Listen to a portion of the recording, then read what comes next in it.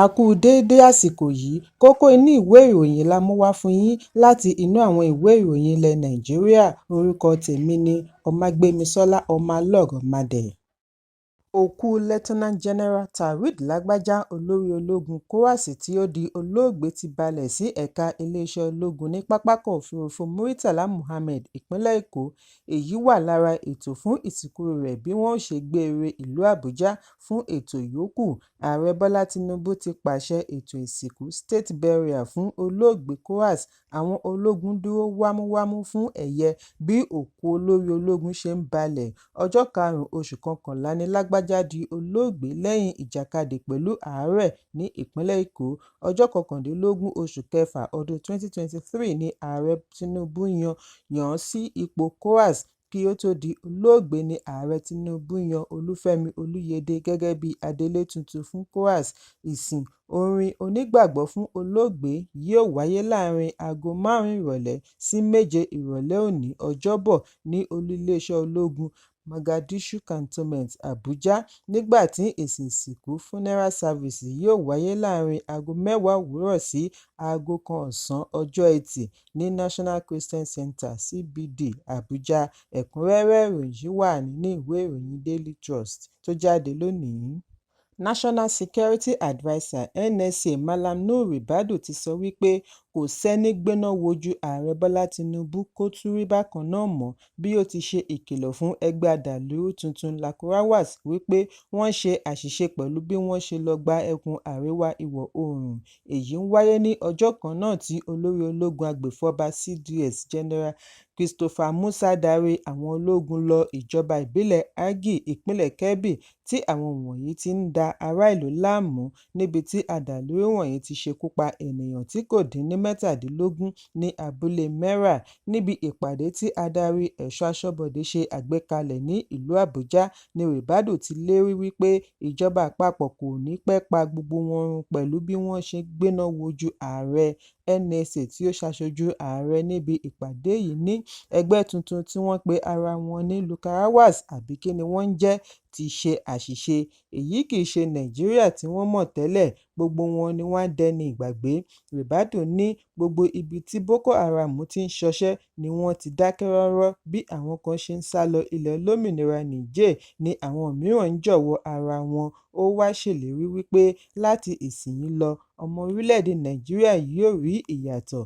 Fẹ̀kàntẹ́lẹ̀ ìyàtọ̀ ti ń wà. Ẹ̀kúnrẹ́rẹ́ ìròyìn wà ní ìwé ìròyìn Vanguard tó jáde lónìí. Igbákejì ààrẹ Kashim Shettima, alága gbogbogbò fún ẹgbẹ́ òṣèlú All Progressives Congress (APC) Abdullahi Ganduje, gómìnà ìpínlẹ̀ Ògùn Dàpọ̀ Abíọ́dún, gómìnà ìpínlẹ̀ Èkó Babájídé Sanwó-Olú, Abdulrahman Abdulrazak láti Kwara, Bíọ́dún Oyèbánjí láti Èkìtì pẹ̀lú àwọn olóyè láàrin ẹgbẹ́ òṣèlú APC.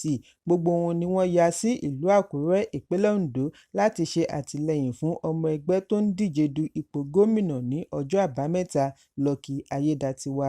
Níbi ìwọ́de ńlá tí ó wáyé ní MKO Abiola Democracy Park, ìlú Àkúrẹ́, ni wọ́n ti ké sí àwọn ará ìpínlẹ̀ Oǹdó kí wọ́n tú yáyá ní ọjọ́ Àbámẹ́ta kí wọ́n sì rí wípé Ayédatiwa jáwé olúborí. Níbi ìwọ́de yìí ni Ganduje pẹ̀lú àtìlẹ́yìn àwọn gómìnà ti yọ̀ǹda àsíá ẹgbẹ́ fún Ayédatiwa àti igbákejì rẹ̀ tí wọ́n jọ ń du ipò, Dókítà Ọláyídé Adélámì. Nígbà tí ó ń bá ọ̀pọ̀ èrò sọ̀rọ̀ ni Shettima fìdí ẹ̀ múlẹ̀ wípé ìbá ṣe wípé àwọn èèyàn bíi Adékúnlé Ajásin, Adébáyọ̀ Adéfarati àti Rótìmí Akérédolú ṣì wà láyé, wọn ìbá dìbò fún APC. Ó ní kí aráàlú lo àǹfààní ọjọ́ díẹ̀ tó kù láti fi ìfẹ́ hàn sí Ayédatiwa. Lẹ́yìn tí wọ́n yọ̀ǹda àsíá ni Ganduje náà fèsì wípé àwọn wá láti wá gba Ayédatiwa ní ìyànjú, ṣùgbọ́n àwọn rí wípé ó ti gba ara rẹ̀ ní ìyànjú bí ó ti rọ ará ìlú kí wọ́n dìbò fún ìtẹ̀síwájú nínú àṣeyọrí ìṣèjọba, ìpèsè ohun amáyédẹrùn àti bẹ́ẹ̀ bẹ́ẹ̀ lọ. Ẹ̀kúnrẹ́rẹ́ ìròyìn wà ní ìwé ìròyìn Punch tó jáde lónìí. Ọ̀gbẹ́ni ẹni ọdún 35 kan Felix Vinga ni wọ́n bá òkú rẹ̀ ní ọ̀nà tí ó rúni lójú ní agbègbè Ọ̀jọ́wá, Ìjẹ̀bú-Igbó, ìpínlẹ̀ Ògùn. Ìròyìn jábọ̀ wípé olóògbé yìí di àwátì lẹ́yìn tí ó lọ ṣe àbẹ̀wò sí ẹbí rẹ̀ lọ́kùnrin kan. Sunday Robert láàrin ìlú ní ọjọ́ Ajé lẹ́yìn tí ó parí àbẹ̀wò rẹ̀ ni a gbọ́ wípé Vanguard ṣe ó dàbọ̀ sí ẹbí rẹ̀ láàrin aago 9 alẹ́. Robert tí ó kégbàjarè yìí ní títí di ọjọ́ kejì ni Vanguard kò délé kí ó tó wá bẹ̀rẹ̀ wíwá bí ó ti súré lọ àgọ́ ọlọ́pàá lọ ṣe àfisùn. Òṣìṣẹ́ ọlọ́pàá kan níbi tí Robert ti lọ ṣe àfisùn fìdí ẹ̀ múlẹ̀ wípé lẹ́yìn èyí ni wọ́n bá òkú Vanguard ní ẹ̀gbẹ́ odò láago 7 òwúrọ̀ láàrin ìlú, ṣùgbọ́n pẹ̀lú ojú ọgbẹ́ níwájú orí súnmọ́ ojú rẹ̀ òsì. Ikọ̀ ọlọ́pàá ṣe àbẹ̀wò sí ibi ìṣẹ̀lẹ̀ kí wọ́n tó gbé òkú rẹ̀ lọ ibi ìgbókùúsí ní Alayangbe fún àyẹ̀wò autopsy. Gbogbo akitiyan láti kàn sí alukoro ọlọ́pàá ìpínlẹ̀ SP Ọmọlọ́lá Odùtọ́lá ló já sí pàbó. Ẹ̀kúnrẹ́rẹ́ ìròyìn yìí wà nínú ìwé ìròyìn Punch tó jáde lónìí.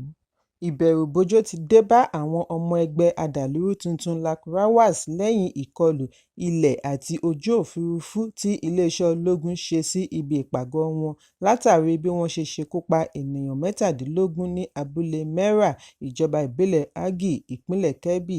Èyí ló mú iléeṣẹ́ ológun darí ikọ̀ ológun sí ibi ìṣẹ̀lẹ̀. Gẹ́gẹ́ bí alukoro gómìnà ìpínlẹ̀ Kebbi Abdullahi Idris Zuru ṣe sọ nínú àtẹ̀jáde, ó ní ikọ̀ yìí ní ìpàdé pẹ̀lú igbákejì gómìnà Abubakar Umar Tafida nínú ọ́fíìsì kí wọ́n tó tẹkọ̀ létí lọ Mera. Wọ́n sì ṣe àṣeyọrí pẹ̀lú bí wọ́n ṣe tú ibi ìpàgọ́ àwọn adàlúrú yìí ká tí wọ́n sì rí ọ̀pọ̀lọpọ̀ ẹran ọ̀sìn tí wọ́n jọ̀wọ́ kalẹ̀ gbà padà lẹ́yìn tí wọ́n fẹsẹ̀ fẹ́ ẹ. Ìgbésẹ̀ yìí ń wáyé lẹ́yìn ìpè pàjáwìrì tí gómìnà ìpínlẹ̀ Kebbi Dókítà Nasir Idris pe ìjọba àpapọ̀ fún ìrànlọ́wọ́ láti gbógun ti ìwà àwọn adàlúrú tó ń fojoojúmọ́ peléke sí i, pàápàá jùlọ ní agbègbè ìgbèríko.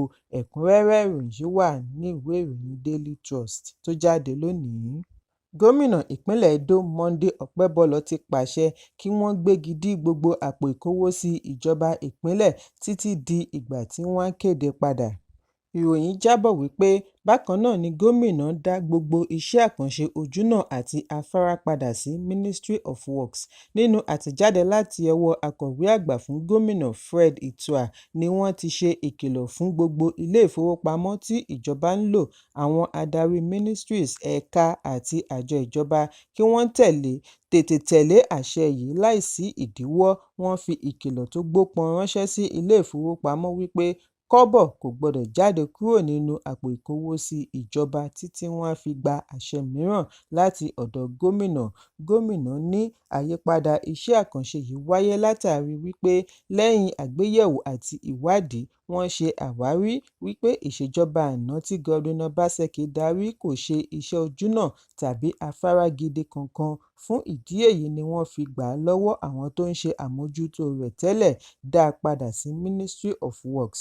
Ọpẹ́bọlọ ní báwo ni wọ́n ṣe máa pe iṣẹ́ ìjọba ní Ministry of Roads and Bridges tí wọn kò sì rí iṣẹ́ afárá kankan tọ́ka sí, kódà kó tiẹ̀ jẹ́ afárá ẹlẹ́sẹ̀ pedestrian bridge. Wọ́n ní gbogbo àṣírí iṣẹ́ àjàǹbákù tí ìjọba àná ṣe ní àṣírí rẹ̀ máa tú fáráyé.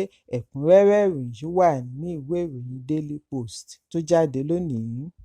Láti bí 40 ọdún tí Mike Tyson ti ń ku ẹ̀ṣẹ́ àti lẹ́yìn ọdún 19 tí ó ti fẹ̀yìntì ni Mike Tyson tún fẹ́ bọ́ sórí pápá báyìí ní ọjọ́ Ẹtì fún ìdíje tí ọ̀pọ̀ ti bu ẹnu àtẹ́ lù káàkiri ẹ̀ka ìdíje ẹ̀ṣẹ́.